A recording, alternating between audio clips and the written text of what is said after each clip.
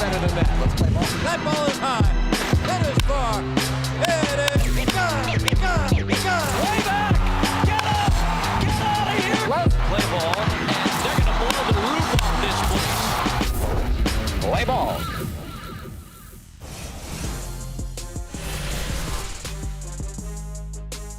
Good morning, everyone, and welcome to Play Ball presented by Nike. I'm your host, AJ Andrews, and we've got another show filled to the brim with exciting baseball moments. This week, we'll catch up with one of the game's most legendary families, celebrate an awesome fan interaction, and take a look at some of your top play submissions. But before we get into all of that, let's recap the best stories of the week and this week in Play Ball. This week in Play Ball. Base hit! First major league hit for Victor Mazur Jr. He gets an RBI out of it as well and saved that baseball. The Marlins are up 5-0. Drive to left field. Clear the deck. Cannonball coming. An anchor down in Phoenix. And no, it is not a dream. That is your first big league hit.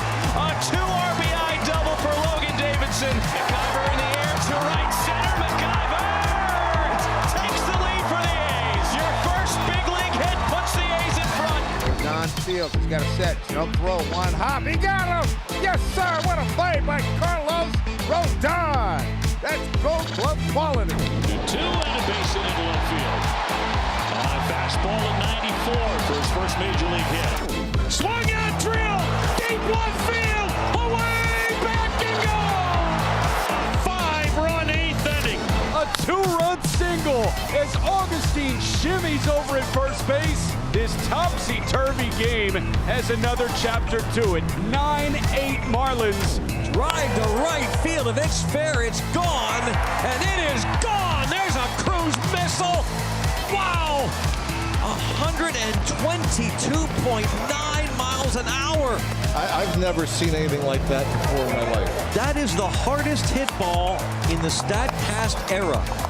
Oh, no, not surprised. Pirates outfielder O'Neal Cruz broke his own StatCast era record for hard hit balls last week with that 122-mile-an-hour blast. But that wasn't even the coolest thing he did on the field over the weekend.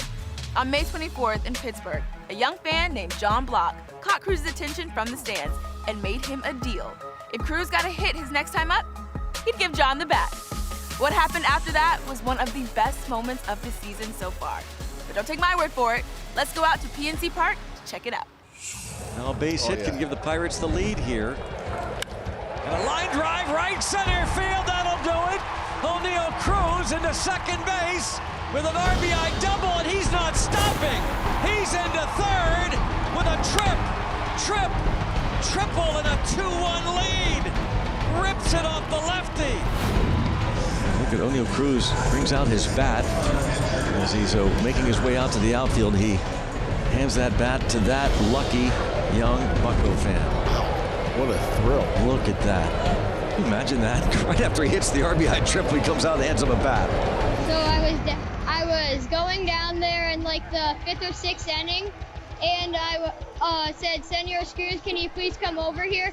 And he came over here, and we made a deal. If he got a hit, he would give me his bat, and he got a triple, and he came out with the next inning. I'm glad he stuck to his promise. Is it heavier than you expected it to be? Yes, very heavy. And Dad, obviously you have tears in your eyes. You just seem so excited. Why so emotional about this moment? I'm just so proud of him. He works so hard at every game. He wants to be a stud someday like these guys, so I love it. Like, I absolutely love this. Well, we're really glad that O'Neal could provide this moment for your family at the game. What a wonderful day, and hopefully a Buccos win to top it off. Awesome. Tell him thank you. Tying run at second with 1 out for Milwaukee. 2-1 Pirates. Ground ball. Shortstop. There's 1. There's 2. Raise the Jolly Roger. The Bucks take their second straight over the Brewers, and they have won 4 of their last 5. Hi, I'm Blake Snell. Here's my all-time top 5.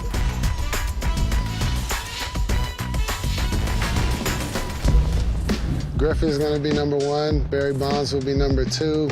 The big unit, Randy Johnson, will be 3. Ichiro will be 4. And then coming in at 5, go with Big Papi, David Ortiz. Number 1, we'll go with Biggie. Don't hate me, West Coast. Number 2, we'll follow up with Pac. Don't hate me. Number 3, let's go with Nas. 4, who's my 50 Cent? I like 50 Cent. I like going up to that. 5, oh, that's gonna be tough. Well, I was just listening to Roddy Ricch. He ain't up there, but I like him. For me, that's Roddy Ricch. Don't go anywhere. When Play Ball returns, we'll check out some of the strangest injuries in baseball history. I just heard some guy had Nintendo wrist. Joel Zumaya playing Guitar Hero. Yeah, he was very good at it, apparently. Plus, an interview with one of baseball's most legendary families. The Yankees, if they're too hot, too cold, I'll kind of stay away, because I'm not going to be blamed for screwing up a streak. Play Ball is presented by Nike. Welcome back to Play Ball, presented by Nike. Weirdest baseball injury? Oh, God, dog it! There's so many of them, I couldn't tell you. Vince Coleman. Tarp, it started rolling up, and I saw it catch his foot. He was trapped, screaming in pain. I woke up this morning and I was not feeling so well. The weird injuries, it's just downright a matter of luck. Steve Trout, he fell off a stationary bicycle. Wade Boggs taking off his boot. Martin Perez. How'd he get hurt again? Well, he was startled by a bull. Startled by a bull. Those things happen. God, please help me. Sammy Sosa missed a lot of time with 2 violent sneezes. I just heard some guy had Nintendo wrist. Joel Zumaya playing Guitar Hero. Yeah, he was very good at it, apparently. He better be. I heard about somebody who was running away from spiders. I'm not talking about my nightmare on TV. Adam Eaton stabbed himself while trying to open a DVD package. They're very hard to always cut away from yourself. Dwayne Bice pulled a muscle in its sphincter sitting on his wallet bag. Ricky Bonus getting off the couch to change the channel of a TV. Marty Cordova falling asleep in a tanning bed, burning his face. Did Glenn Allen Hill deal with arachnophobia? Spiders. What's all this spider stuff? He was having a nightmare about spiders. You know, they had him sleepwalking and they saw spiders. Woke up and ran into a mirrored closet door. And they were all cut up the next day. It's the ordinary thing. Just like if I threw a snake on you, you'd probably jump a mile. It's the ordinary thing. So not sleepwalk, he sleep ran. Absolutely. And then crashed. That's one of the most bizarre ones I've ever heard of. Getting hurt is never fun. But when it happens like that, all you can do is laugh. Big leaguers, they're clumsy just like us. While those might be examples of what not to do on and off the field, our own Play Ball ambassador, Bobby Witt Jr., has some examples of what we should be doing in the batter's box in this edition of Wit and Wisdom. Let's check it out. Coach Ballgame here with Play Ball ambassador Bobby Witt Jr., and this is Wit and Wisdom. The outside pitch. How do we hit that thing?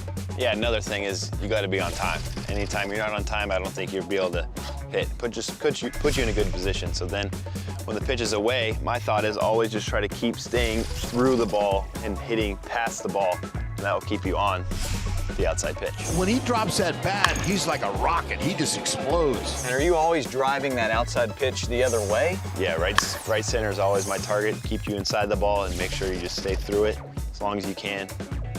Get you some doubles. Doubles. Bang. Now it's time for Kicking It, presented by Nike.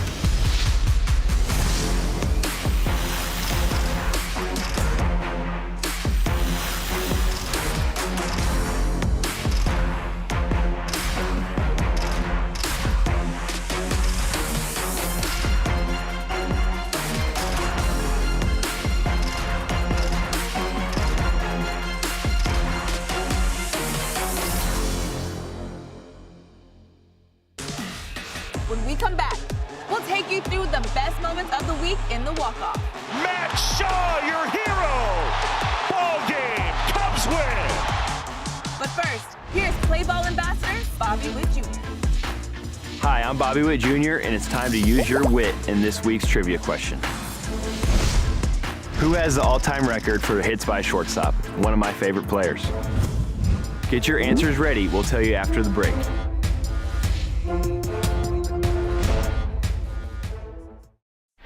Kicking It is presented by Nike. Welcome back to Play Ball, presented by Nike. Now, let's get back to the trivia question. Who has the all-time record for hits by a shortstop? One of my favorite players. Do you have your answers ready? Check this out. Now batting, number 2.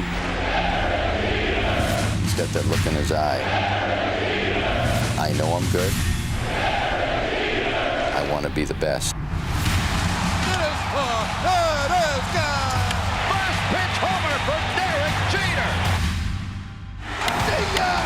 Walk off by Derek Jeter. He is Mr. November. See ya!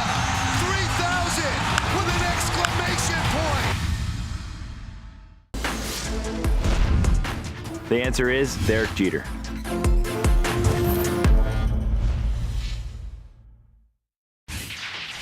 When Ray Boone started his big league career back in 1948, a family legacy began that still stands today. Ray's son Bob played for nearly 2 decades in the majors before his sons Bret and Aaron made their own long-standing mark on the game. When Aaron was named the Yankee skipper in 2018, that marked 70 years of Boones in baseball. And just recently, his big brother Bret joined the Rangers as hitting coach. Last week, our own Harold Reynolds sat down with the Boone brothers to talk about the 2 things they know best: baseball and family.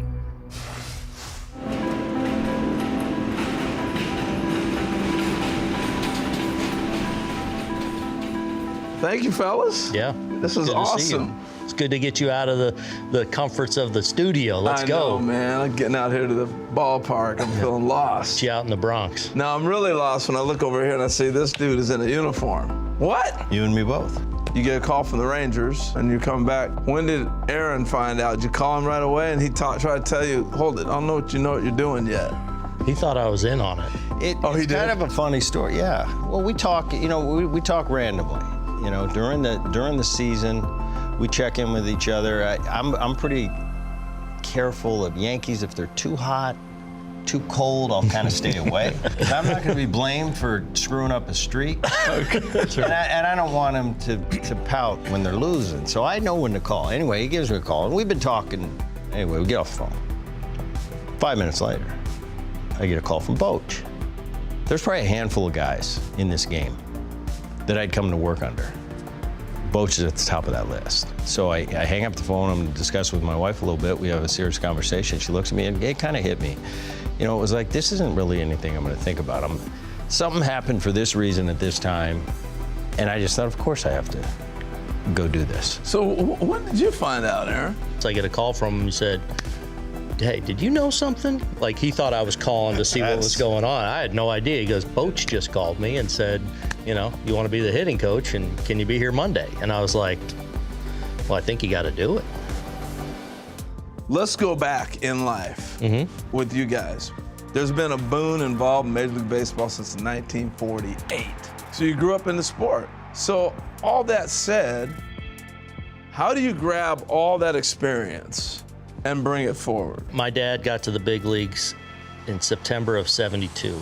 I was born in March of '73. He was retired my senior year in high school. All I knew. And back then, and we had a dad that took us to the ballpark with him all the time. So we were in a big league clubhouse, shagging, hitting. It's just almost by osmosis. It's all we know. Think about how much he knows, and I know more. How about that?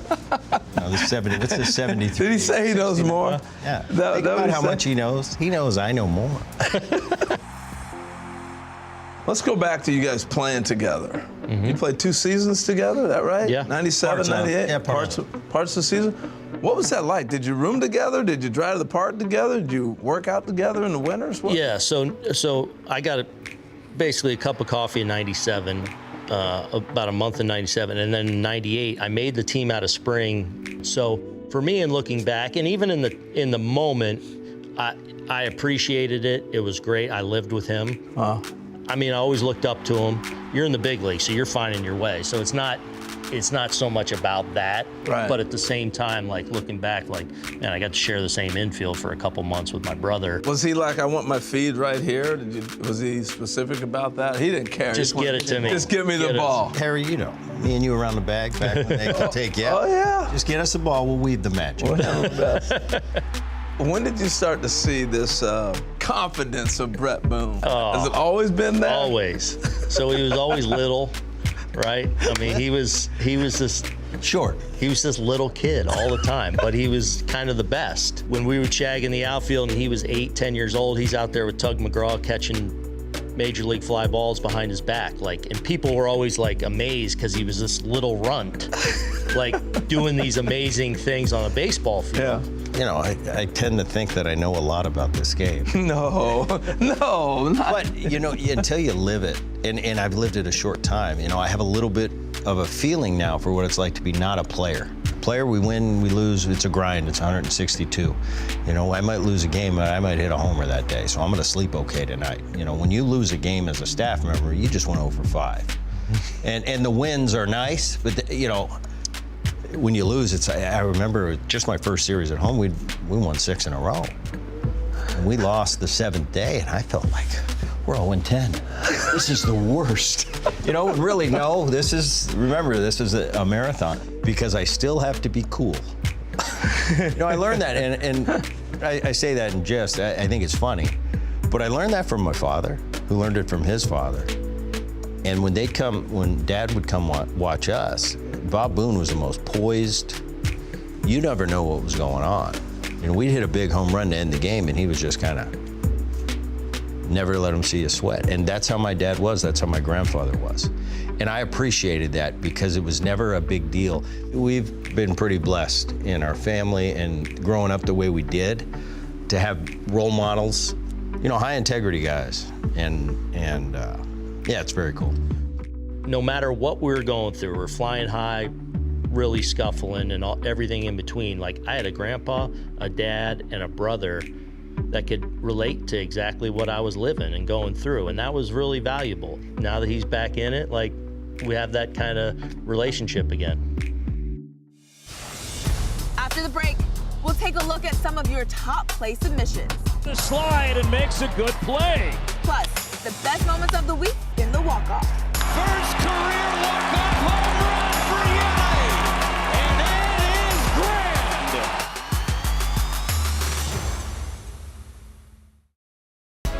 Welcome back to Play Ball, presented by Nike. Hi, I'm Jackson Merrill.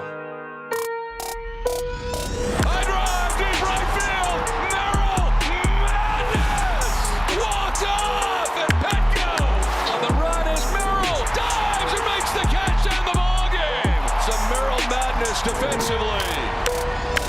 It just keeps getting better for Jackson Merrill. Do you play ball?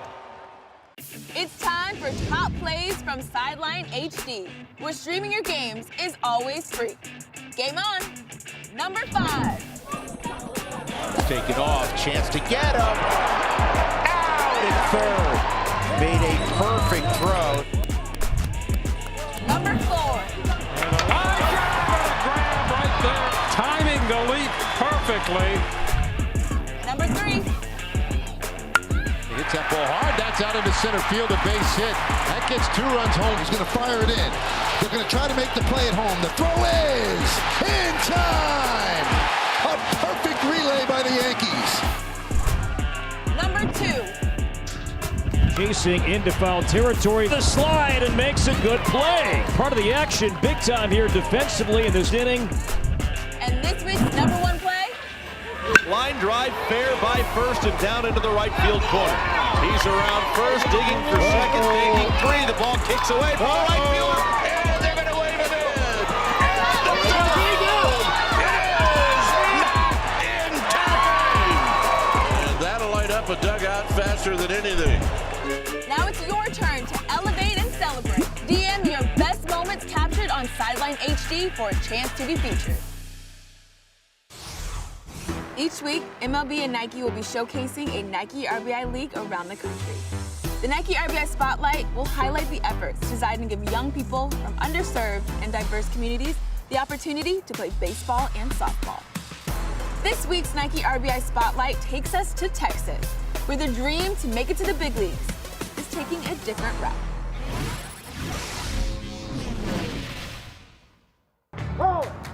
Strike three! Time! So today we had our MLB umpire training camp, had over 130 umpires out here. At the academy, we always want to share as many opportunities as we can with our coaches and our players. So when we found out that we were going to be the host site for this training camp, immediately we went and wanted to send it to our coaches. I had no idea that this was a thing, and once I got the email, I was like, that sounds like a fun way to spend a Saturday. There are people who were trying to become umpires here with the RBI program, and then we have people traveling from all over the place trying to make it to the big leagues. This is a free camp that anybody can come to. We give them full professional training, and it gives us a chance to evaluate their performance. We're looking for candidates to attend the Vero Beach 1 month camp. My personal goal is I want to finish top of the class at Vero Beach, and then I want to see myself on a major league field. You umpiring at the academy? I'm umpiring with Josh Nolan. Perfect. Keep it up. Yes, sir. I'm from Kansas City, Missouri, and I've been a part of the Commissioner's Cup. RBI, it can provide you with anything. So I think RBI should be exploited by everybody. It really just shows that we have more opportunities in baseball and softball than just coaching or just playing. Strike one! First day ever. That's outstanding work. Thank you. And we had one of our RBI teams out here actually to give them something to watch, so it was pretty cool. Having the Texas Rangers Nike RBI squad here was incredibly helpful, but it's also nice to see them finding out that this is an option. Now it's time to wrap things up with the walk-off.